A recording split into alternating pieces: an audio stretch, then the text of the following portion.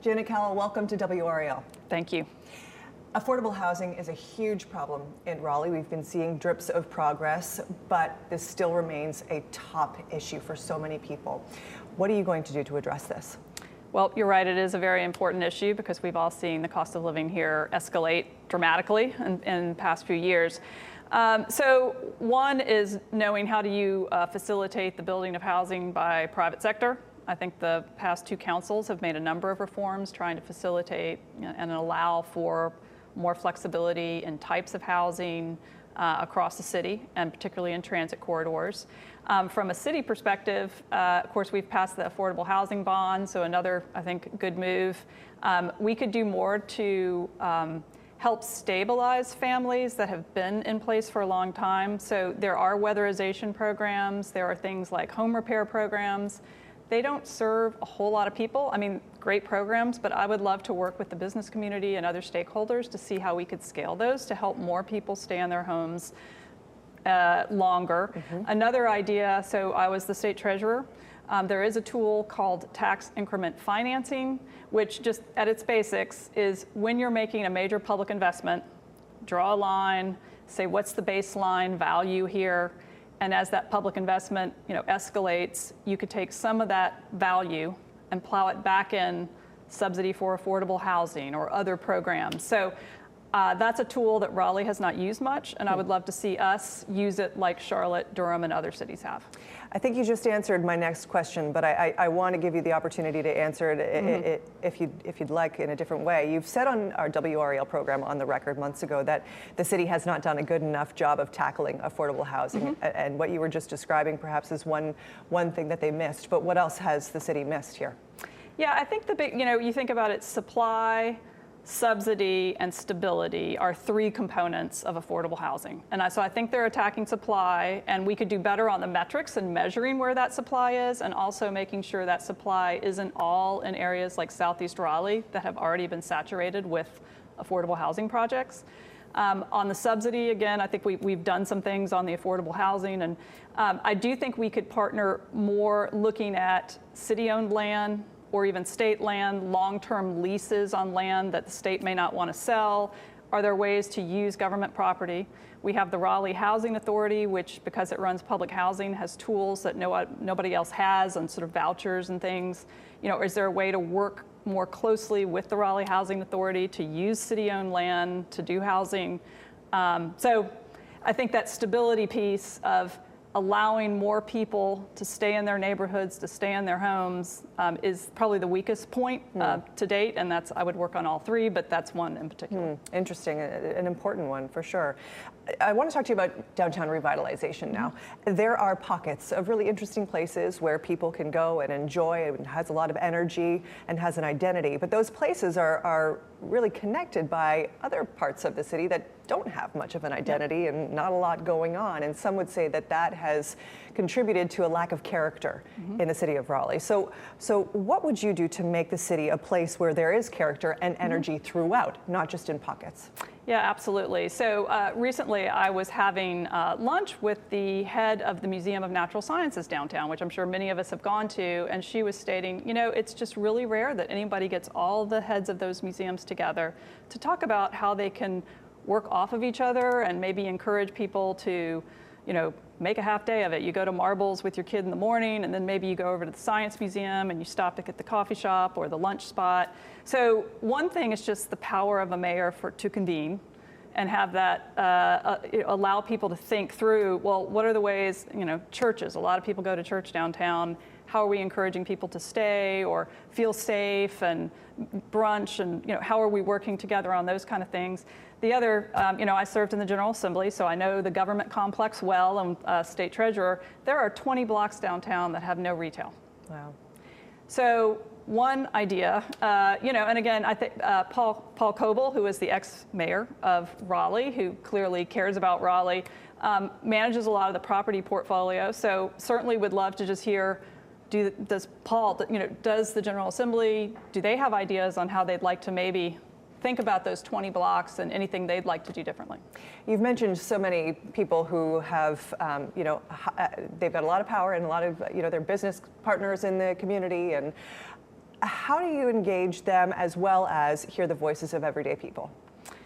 Well, as you state, it is challenging the people, the underheard voices, I think, renters, young people, and folks who may be struggling to make ends meet and have had to leave the city or even, leave the county, so their voices are no longer heard.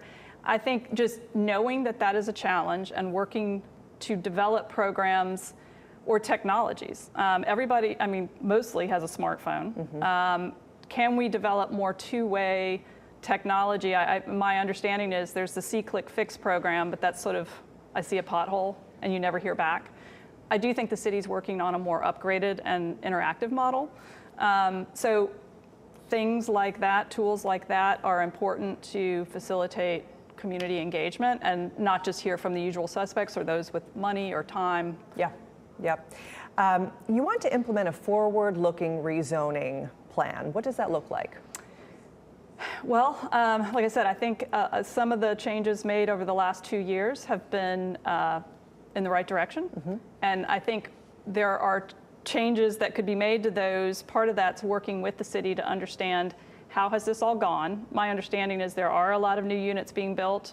But again, I think we could use better tools like these spatial zoning maps to see where were these developments, and is the time and the ease at which people are getting approvals fast enough. Mm-hmm. I was talking to a friend who was getting an accessory dwelling unit, these backyard units, and I think it's supposed to be a pretty quick process. As with many things, it didn't seem as quick as it maybe should be. Yes. So one could just be the efficiency at which we allow the changes that have already been made to actually be executed. Right, happen. To public safety now, you talk about wanting to support our patrol officers. Does that mean raising their pay, increasing officers on the street? What does that look like? So the current city council, again, I give them kudos. They raised the public safety pay 10% in this most recent budget. That is a good start. We know that right now the city of Raleigh police were paid some of the lowest in the county and surrounding area, which is obviously not a long-term sustainable. Mm-hmm. So we will need to continue to make pay increases, and there's a big pay study coming out the beginning of next year. So I will be looking to that and working with the city staff to implement for not just police, but public safety and all city employees. The other issue would be, yes, more police on the streets. We have a lower ratio of police per population than many other cities. Maybe that speaks to the fact that Raleigh has been a safe place to live. I think I saw a survey, and a large majority of people feel pretty safe in their neighborhoods, and that's a good thing. But as we grow, continuing to have a really thinly staffed police and public safety staff is not ideal. No. And then finally, I know many of us have seen an increase in the unhoused, more panhandling issues where it's some of our neighbors in distress. And the police has created an ACORNS unit, which is about mental health, social workers, clinical psychologists, trying to assist people that really aren't a public safety hazard. What they need is social services. So I am a big supporter of continuing to build those kinds of programs so that police can be freed up to really focus on safety and not other issues. In your conversations with people in the public safety community, does the ACORNS unit need to be expanded? So I was talking to one beat cop, and she said 12-hour shifts, 1 call an hour, 6 of those are social services. Wow. So I think she, acknowledged that the ACORNS unit or, other programs, Durham has a unit that's actually independent of the police. Again, that may be politically, sensitive, but certainly looking at best practices and outcomes is critical to making the decisions on how to allocate your dollars. As former state treasurer, I have to ask you, with all of these big ideas, how do you pay for them? Well, some of these things, zoning, obviously, is not. For the compensation, that is a big ticket item. The current city council, in the most recent property tax increase, has reserved over $20 million to put towards some of these compensation plans. But you're right, we have to take a hard look at the budget. So One of the things I've noted is that the general administrative expenses for the city have grown to about 20%. I mean, generally, if you're a nonprofit, maybe 15%. So taking a hard look at what are some of these costs that may not be direct services, what are programs that are working, what are programs that aren't working, and looking at efficiency and effectiveness. Mm-hmm. What do you want Raleigh to look like in 10, 15 years? Well, we're going to have more density. We're going to have more apartment buildings, more duplexes, more townhomes, because there's just not that much land left for a lot of sprawling development. But inside of that, we all know we're a southern city that's always had nature and parks and trees and this incredible greenway system. I would love for us to really embrace that. And just as an example for the greenways, when you think about like Crabtree Mall, mm-hmm. It's on a greenway, but you wouldn't know it because they've turned the back of the entire mall as if it was just a drainage ditch. Turning things towards greenways, and I think some of the more recent developments are looking at these greenways as amenities and a place where you can re-engage with nature as a citizen of the city. And I think that's also an area, speaking back to budget, where you can get citizens engaged. I run a park right now, and there are so many people who want to volunteer in parks, volunteer to do cleanups or mulches, or feel engaged in their own community, mm-hmm. and get their hands back in the dirt and just experience nature or bird watch, et cetera. So I think there's a ton of latent goodwill in the citizenry that could be planting native species, that could be getting invasives out of trees, helping clean up the greenways, and both save money, but more importantly, build community and re-engage with nature, even though we're a big growing city. You are elected, it's day one. What's your first priority?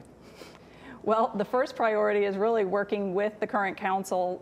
One of the challenges has just been, all these divisions in the community and the country, and some of that spilled over to the city council table, and setting a tone, working together with my compatriots, mm-hmm.